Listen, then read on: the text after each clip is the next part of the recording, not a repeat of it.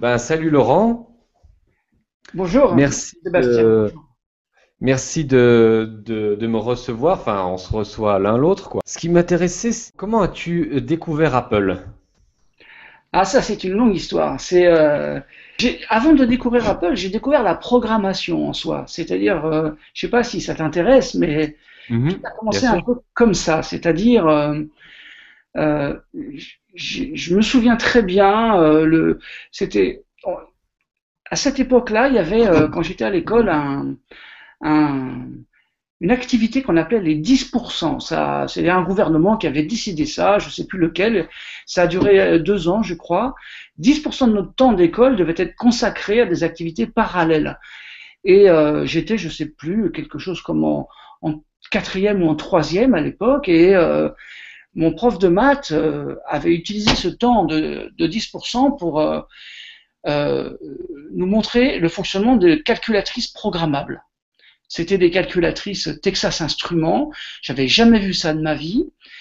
L'attention de la classe était quand même assez minimum puisque c'était un moment de décontraction. Hein, c'est Mhm. 10%.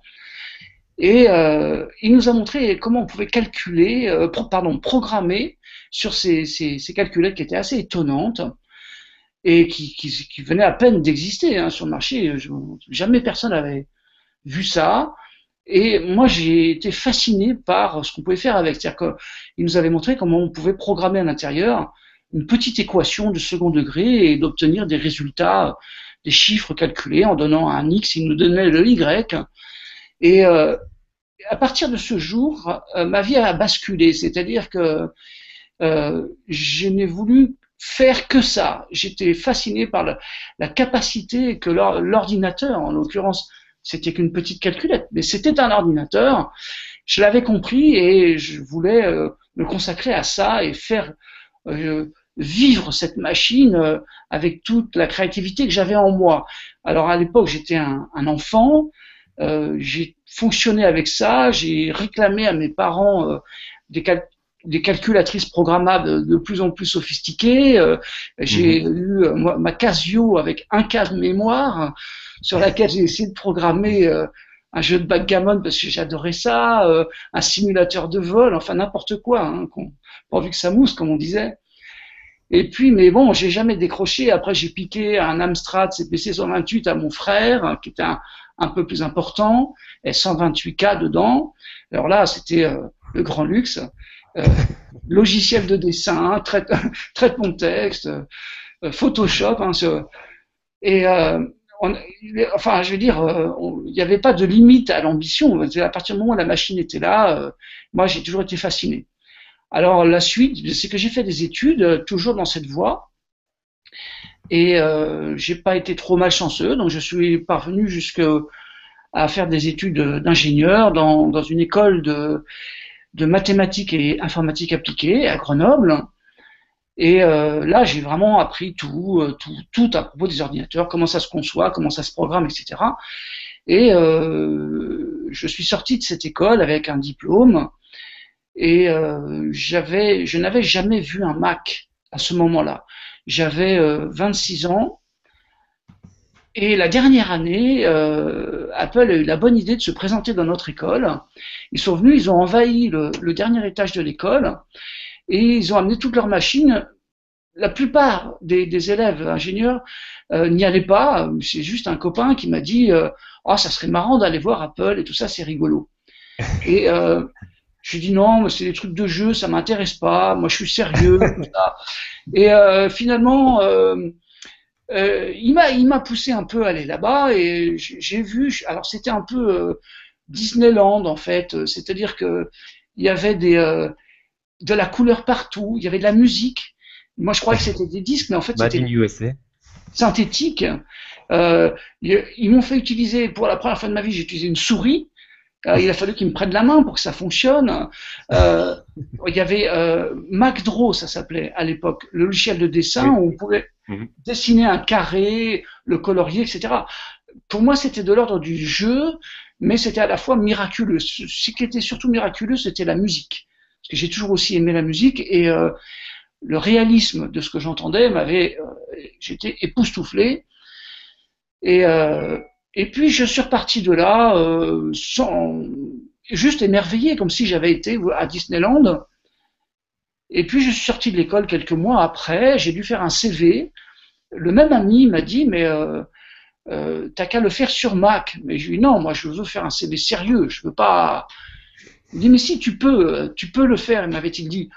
Alors, il m'avait coaché, il m'avait mis devant un petit Mac, c'était un Mac SE à l'époque, 9 pouces, je crois, les écrans, tout petits. Il n'y avait pas de bouton pour éjecter les disquettes, ça m'angoissait complètement.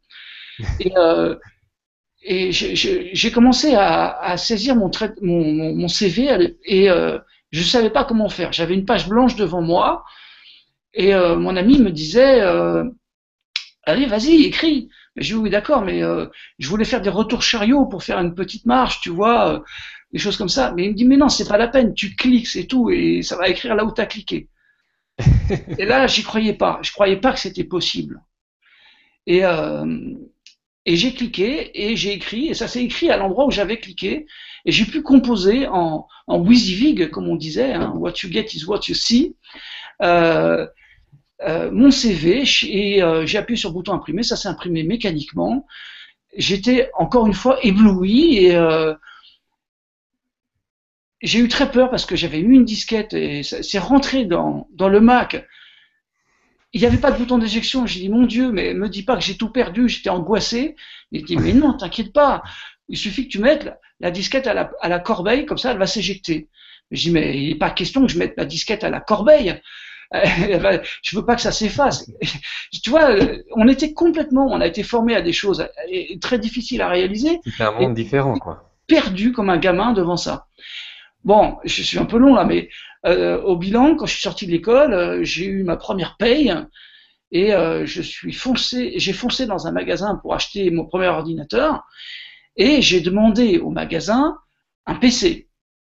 Aussi séduit que j'avais été, je ne pouvais pas me résoudre je ne croyais pas que je pouvais développer des applications sur un Mac. Évidemment, je ne savais rien. Et finalement, le vendeur, je sais pas, c'est un moment de magie dans ma vie. Le vendeur m'a dit, mais très bien, mais est-ce que vous avez pensé à un Mac? Alors, je lui dis, bah oui, j'ai déjà pensé, mais moi non, mais moi je voudrais vraiment faire de la programmation sérieuse, donc c'est pas ça qu'il me faut. Il me dit, mais pourquoi? Qu'est-ce que vous pensez que vous ne pourrez pas faire sur un Mac et que vous pouvez faire sur un PC? Et là, le mec m'a interrogé, mais je vous démontre que vous pouvez le faire, vous pouvez tout faire. C'est un ordinateur, vous avez accès à ce qu'il y a en dessous. Il m'avait proposé des logiciels de programmation quatrième dimension à l'époque. J'ai aussi commencé à travailler en Pascal. Enfin bref, je suis reparti du magasin avec le Mac et à partir de ce jour, je n'ai jamais décroché de cette machine. Et j'étais constamment en train de créer des choses. Après, j'ai créé une entreprise pour vendre des logiciels. Je me suis associé avec d'autres amis et je me suis embarqué dans une aventure qui n'est pas terminée aujourd'hui. Mhm. Voilà. Et finalement, tu as développé et publié tes applications sur le Mac App Store et sur iTunes. Alors ça, c'est beaucoup plus récent. À l'époque, ça C'est n'existait récent. pas, tout Mhm. ça. Hein. C'était dans les années 80-90. Ma société Imagelo, je l'ai créée en 91. Donc, Voilà. et Donc ça c'était n'existait pas encore à le la 80. format boîte, c'était des boîtes, c'était voilà. Alors Il c'était n'y la avait pas encore galère la parce que dématérialisation qu'il y a maintenant. exactement. Enfin si, il y avait ça. Bon, d'abord, c'était pas un produit grand public, tout était à réaliser à cette époque-là. Il n'y avait pas de logiciel, il y avait que Microsoft avec Mhm. son Word. Il n'y avait même pas Windows où c'était en train d'apparaître. Et moi, j'avais tout de suite compris que le logiciel, l'OS Mac était largement supérieur et je souffrais de la part de marché de Microsoft, évidemment, qui était de 95% minimum. Mhm. Alors, mais il y avait un marché qui est apparu avec 3-4 applis, dont ma première application qui s'appelait à l'époque Bank Partners, qui est l'ancêtre d'Eldorado Budget. Et, Mhm. et avec mes associés, on a en fait rapidement proposé 3 applications.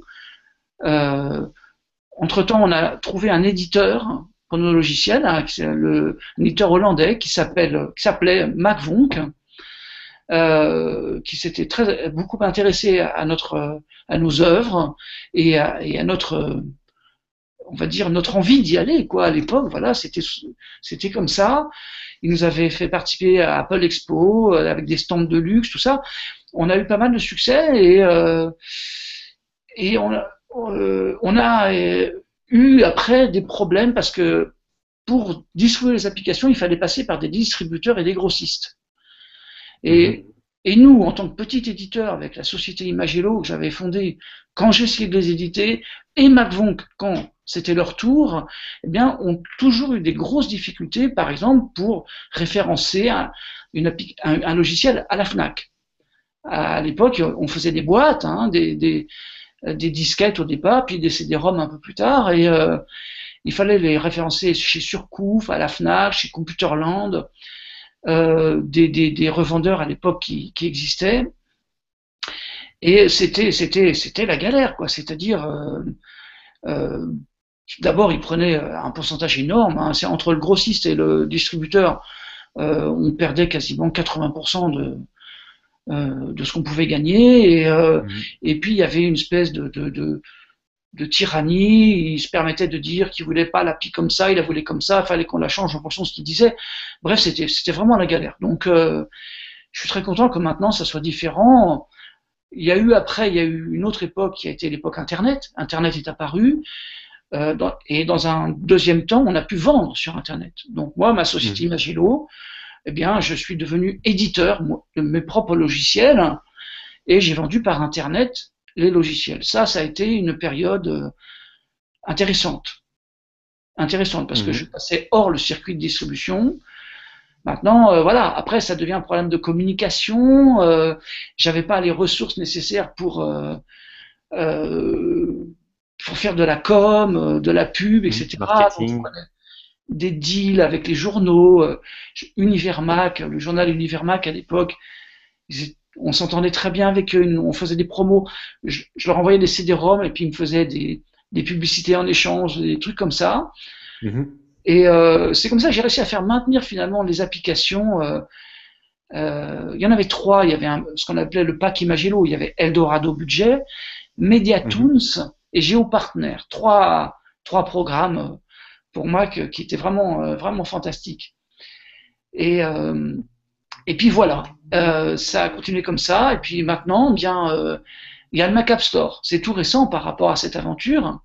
Mhm. Et ça fait 2 ans ou 3 ans, j'ai pas compté, mais et ça a été une énorme libération pour moi. Et j'avais abandonné d'ailleurs en 2003 la société Magello. J'avais donné le logiciel. De 2003 à 2009, je crois, le logiciel Eldorado Budget était devenu gratuit. Je D'accord. demandais Mhm. simplement des contributions aux gens, s'ils le pouvaient, s'ils le voulaient, autant qu'ils le pouvaient, autant qu'ils le voulaient. Je dirais un système tout à fait éthique. De mon point de vue, c'était important et j'avais un peu de revenus, mais enfin, c'était très minimum, mais ça me motivait pour continuer. Et je Mhm. devais évidemment avoir. Amélioration. Pardon? L'amélioration, ça t'a poussé à continuer à l'améliorer et à pas le Absolument. laisser tomber. Mhm. Exactement. Et donc ça m'a maintenu toujours dans la motivation de le faire, jusqu'à l'apparition du Mac App Store, qui était pour moi une grande libération, parce que je me suis empressé évidemment de changer de système et de passer sur le Mac App Store, où j'ai proposé, toujours en essayant d'être fidèle à mon éthique, une application à moins de 10 euros. Mhm. Et, et j'y tiens, c'est encore le cas aujourd'hui. Et bah là, à partir de ce moment-là, Eldorado Budget a rencontré beaucoup de succès, tout simplement. Donc, j'en suis vraiment très très heureux. C'est mon activité principale et j'ai développé d'autres applications aussi en même temps, dans la limite de mon temps disponible, puisque j'ai en plus de ça un autre emploi que je dois préserver. Oui. Voilà. Bah écoute, merci pour cette interview. Ben, merci à Et toi, puis, Sébastien. Mister Rap.